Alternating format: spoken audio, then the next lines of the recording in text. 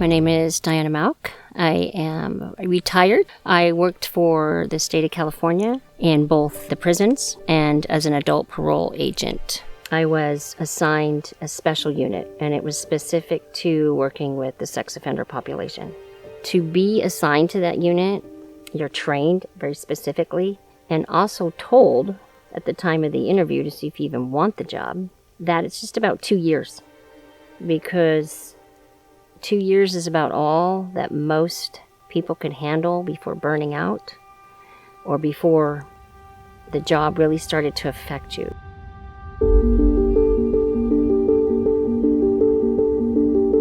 Because again, you're working with people who have done horrific crimes against the innocent, against children who had no control of what was happening to them, and you're having to literally work and supervise criminals who've done horrific things to children that make no sense. And it was so important for all of us as a team in that unit. We never ever wanted anything to happen on our watch. So here I am, I'm out in the field. Again, solo is how we normally operated. I've got my body armor on, my bulletproof vest, my tack vest over that, my gun belt. I've got the tools that the world offers to help protect me, to protect the community. So something I learned when I worked on that unit is I needed to protect my mind. I didn't need to just put on the body armor, but I needed the armor of God. As I'm reading files, right? I'm having to read the crime reports. I'm having to read the court documents. I'm having to review evidence. So I'm having to see things that no human being should have to see. But I needed to see it in order to do my investigations, in order to do my job, to understand the predator so that then I could protect the people. So as I'm reading the files, I used to pray and ask the Lord, let me see what I need to see and then take it out of my mind. I didn't want it to stay because, again, I had to view some things that no human eye should have to see. I started praying over the files. I started praying over the victims. And this was just something I did every day. When you're reading these files and you're reading these crimes against children, there is a rage. I wanted justice, right? I want to be the voice for the victim. I want to do what I can do to make sure this never happens again. What I started noticing was by the time I got to the door, everything I'd read about the crime, all the anger, the feelings that literally made you sick to your stomach, left. And I'd knock on the door and I'd be like, "Why? I can't remember the crime. What in the heck? What is wrong with me?" I knew the name. I knew my parolee's name. I knew the house. I knew what crime he did. But all the details, gone. So by the time I entered into their home, it was just about being a professional, doing my job, holding them accountable, walk out of their house, get back in my truck, and then suddenly all of it came back. The details of the crime would just start flooding back in, and I would sit there in my truck and be like, I can't believe I treated him like a human after what he just did. But then I saw the pattern. It happened all the time, and I'm like, okay, Lord, you're doing this to protect me, to keep my mind straight, to make sure I keep my professionalism, and in a way, to treat them as humans. So there was one day, I'm dealing with this one young man. He's actually doing great. He got a job, he's going to college, he's changing his life. He really looked as though he was going to be that guy that's not going to reoffend. He's not going to go back to that criminal lifestyle because he wasn't just changing his attitude, he was changing his mindset. He was connecting with the church. He had a pastor and literally a group of adult men holding him accountable. I would walk into his home, he'd have worship music on, I could see him reading his Bible. He would share different things with me, whether it was his schoolwork or things that he was learning. He was always pretty enthusiastic. So one day, and again, when I go to visit, my job is to go unannounced, meaning they don't know when I'm coming to their home. So I go to his home, and I notice there isn't any worship music on, and that was pretty normal for him to have some kind of music playing in the background. Door was unlocked. Walked in, announced myself. And the way his apartment, he had a small apartment, and the way it was set up is the front door literally led into the kitchen galley style. So there's the kitchen counter, and then off to the right, his small little living room with like just a couch and a TV. So I walk in, I announce myself, and I look to my right, and I see him standing up against the wall. And it's kind of dark. And he's in literally like a fighting stance. His hands clenched, his shoulders squared off, almost looking like he was gonna rush me. And I'm like, hey, what's going on? And I couldn't see his eyes. He had blue eyes. His pupils were literally, it was like they were completely open, dilated, like pitch black. And he growls at me and says, you are a liar. And I'm like, hey, tell me what I lied about. And he just kept repeating, you're a liar. And I'm scanning him at this point. I'm like, okay, we're about to have a fight. And I don't know what we're fighting about. So I'm scanning his body, looking for signs of any weapons. I'm looking to see if he's under the influence. I don't see anything. And I just kept talking, and something said, start speaking truth over him. So I just started speaking truth. Like, hey, share with me a Bible verse that you learned today. Hey, you told me you love this worship band. Let's put that music on. And I just kept kind of speaking truth into him. Calmed him down a little, but whatever it was that had him, it didn't want to leave. So fortunately for me, I was at a position of advantage, as we call it, right by the door.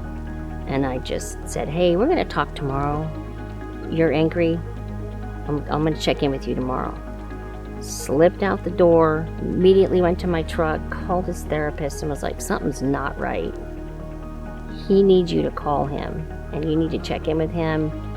I've never seen him like this, but he literally looked like he wanted to fight me.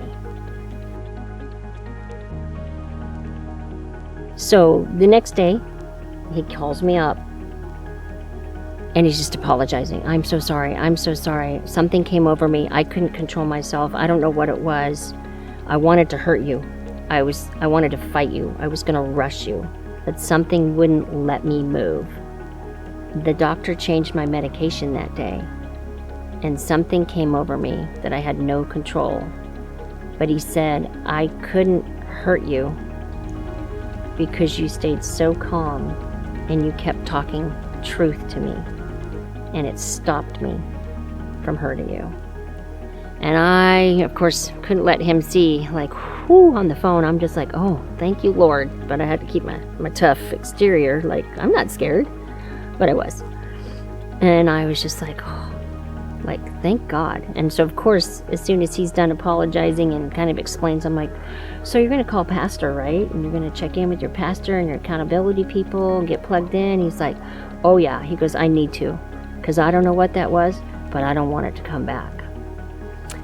He ended up successfully moving forward, discharging from parole, staying connected and plugged in. Never had an incident again like that tormentor, as far as I know, never entered back into his life. So a few years later, I was given the opportunity to help activate a brand new concept, a new prison hospital, in which they had a mental health crisis unit with a team that included correctional officers, myself as a correctional counselor, and psychologist, therapist, and we all came together to help open up a prison hospital purposely designed to help inmates with mental health and who are in crisis. When you see people raw in their trauma, in their emotion, being literally tormented in their head by voices trying to tell them to hurt themselves or others, you couldn't help but recognize that God was present. I literally got to see on a daily basis how he intervened. At the same time, when you work on the crisis bed unit and you have an inmate come to you who just tried to slice his neck and there's open staple wounds from the surgery and they've literally just come in hours later after being treated. and you see an inmate raw, just literally being saved from killing themselves, you can't help but see the darkness in their eyes and the hopelessness. It really opened up my eyes and made me recognize that we are dealing in a whole nother realm than just the world, just the earth. That there were tormentors out there that are literally trying to seek, kill, and destroy. We had an inmate come in, and we needed to triage him very quickly. And my two favorite correctional officers came to me. They had spent an hour with this inmate. He would not say who he was. He wouldn't speak. He wouldn't even gesture. Because a lot of times, right, when someone's in crisis, they just kind of freeze. They just shut down. And that's what he was doing. He was completely nonverbal. He wouldn't write anything down. There was just no information. Yes, we knew who they were. We had their prison photos. We had their file. But we needed them, the inmate, to identify themselves. They needed to give us their name. They needed to give us their CDC number. That was the most important thing. These two correctional officers had probably spent an hour with this inmate, trying to get him to talk. And they finally came to me, and they were so frustrated. They were just like done. They were tired. They're like, we've tried everything. We cannot get him to talk. So they're like, Mauch, you have a way sometimes of getting people to talk. Can you try? We've tried everything. So I grabbed a psychologist that was next to me and said, come on, let's see what we can do. Let's take him to the interview room. Let's see if we can get this young man to talk. We keep him in handcuffs until we can determine the level of danger for them and for us. And the two correctional officers bring him into the room, set him in this hard plastic blue chair, and he just literally started to kind of curl into a ball. His hair, he had super tousled, like long bangs all up in his face. I couldn't see anything but his mouth. And he was just shrunk. And I just tried to ask him his name. Nothing. Just this little ball. No sign. Almost, it was like no sign of life, right? Because you can't see his eyes. I wanted to see his eyes. And they were covered. So I said, and I looked at the two correctional officers and I was like, do you trust me? And they're like, yeah, Mauch, you're good people. We trust you. And I said, I'm going to do something kind of weird. And I looked over at the psychologist on my left and I'm like, are you ready for this? Because it's going to be a little weird. And me and this psychologist had a lot of talks about faith because he was raised in the Mormon church and he had just left the church and he was kind of going through it. So there were times where he would ask me questions about church and about the Lord and about the Bible. And so I was like, we're going to do something a little weird here and I hope you're okay with it. And he's like, that's fine, I trust you. Let's do this. And so I looked at the inmate and I said, identify yourself. And then all of a sudden, he didn't move. He was still just shrunk up in that little ball and hair just in his face. I felt something come up behind me. And it was as though something breathed into me. This cold air brushed past my neck to the point where I literally turned around to see what was behind me. I'm like looking around going, what was that? And I look at the psychologist and I said, did you feel that? And he said, yes. And he started to look at his arms and he had chills, just goosebumps up his arm. And he goes, what was that? And I was like, okay, now I know. I know we're dealing with something that's tormenting this young man. And so I looked at him again and I said, all right, tormentor, look me in the eye. He pulled up his head, kind of turned and gave me this creepy smirk, but it moved his hair and I see these black eyes. And I said again, tormentor, you're going to shut up and you're going to let me talk to this young man.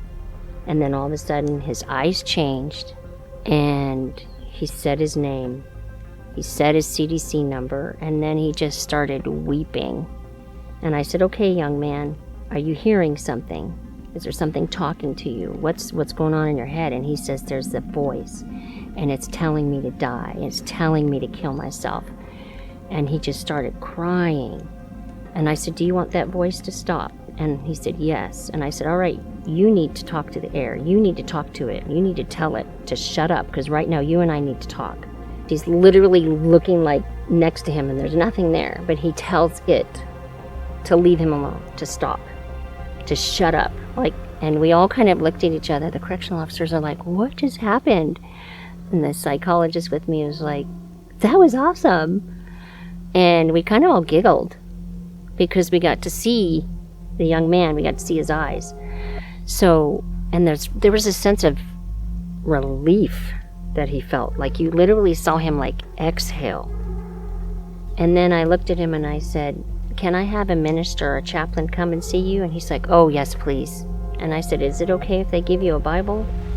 So the next day, lo and behold, chaplain's at his door, his cell door, and they're reading the Bible through the cell door. I would have to say that it was probably, I had seen inmates being tormented, but it never really made the connection. I didn't understand, because a lot of times we talk about, it must be a mental health issue. But to actually see literally this young man transform in front of my eyes, in front of the officer's eyes, we all were just literally probably for the rest of the day just kind of walked around like, what was going on? But it really opened my eyes, working with inmates, in the crisis unit, truly to the torment. And I got to see literally in front of me this young man change within seconds when we addressed the tormentor, when I asked him to identify himself. And from that day on, he never had an issue again.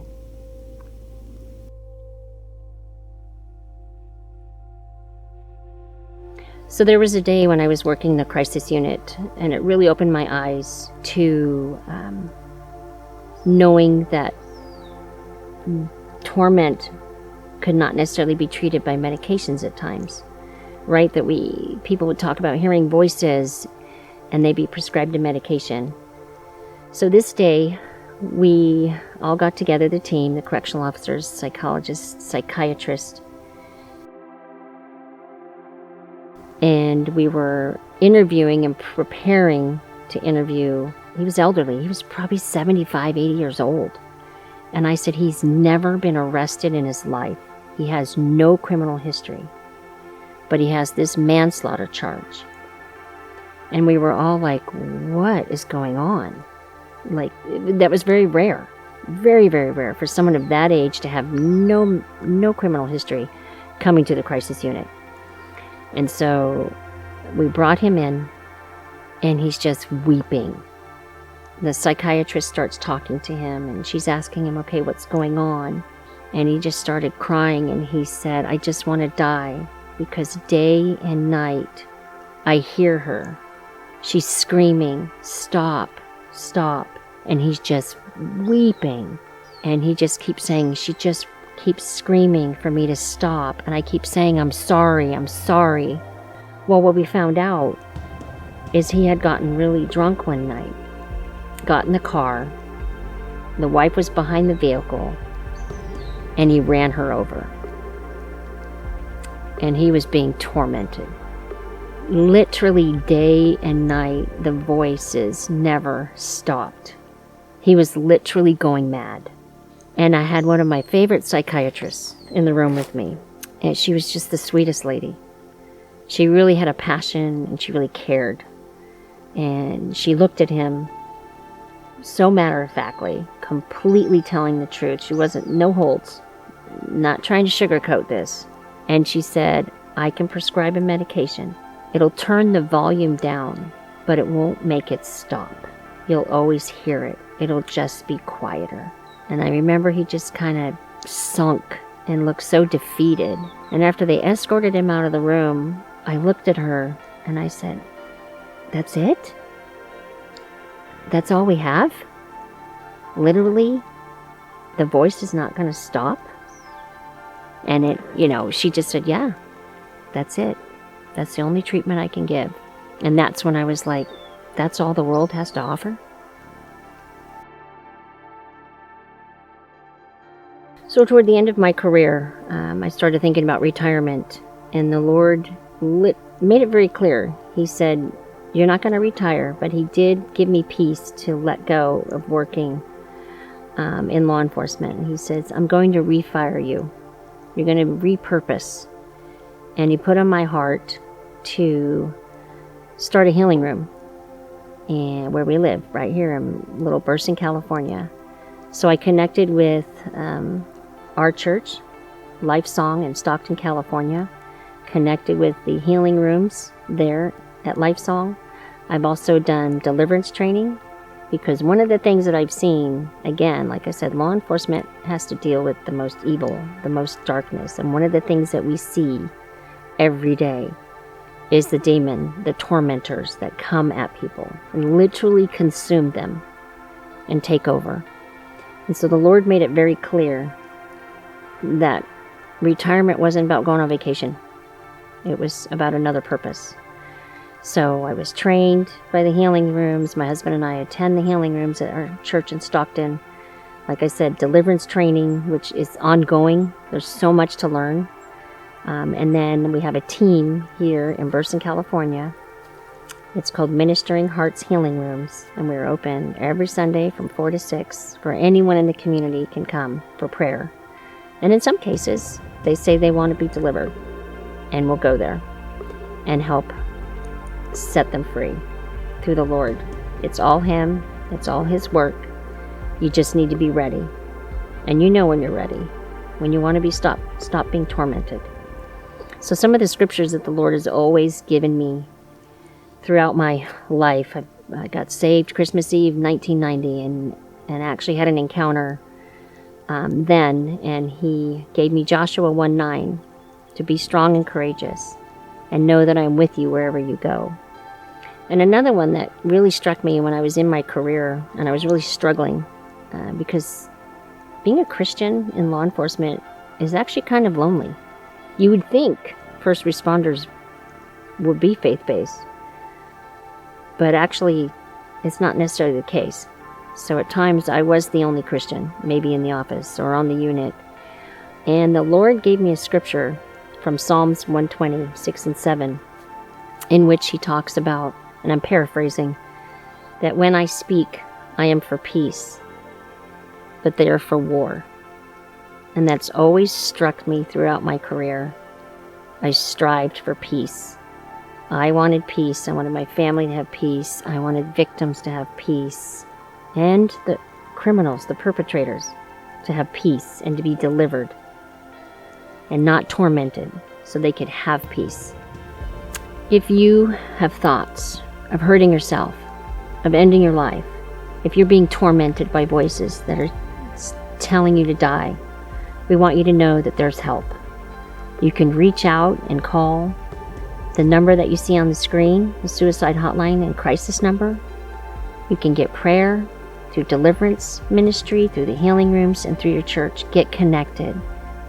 You can go on International Healing Rooms website and you can look up healing rooms in your area.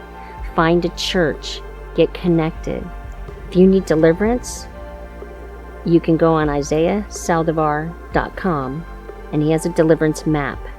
And you can find ministries within your area, anywhere in the United States, that do deliverance. And it's free. If you're in our area, come by Lifesong in Stockton, California.